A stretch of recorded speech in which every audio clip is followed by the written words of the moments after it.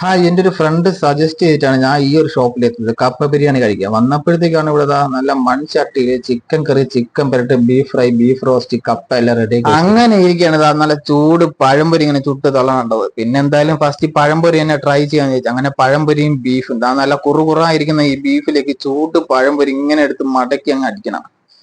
അടിപൊളി ടേസ്റ്റ് കേട്ടോ. നമ്മുടെ കപ്പ ബിരിയാണി ഇതാ റെഡി ആയിക്കൊണ്ടിരിക്കണോ. നമ്മുടെ കപ്പ ബിരിയാണി ചൂടോടുകൂടി ഇവർ ഇലയിലാണ് സെർവ് ചെയ്യണം. കപ്പ ബിരിയാണി മാത്രമല്ല, എല്ലാ ഇലയിലാണ് സെർവ് ചെയ്യണത്.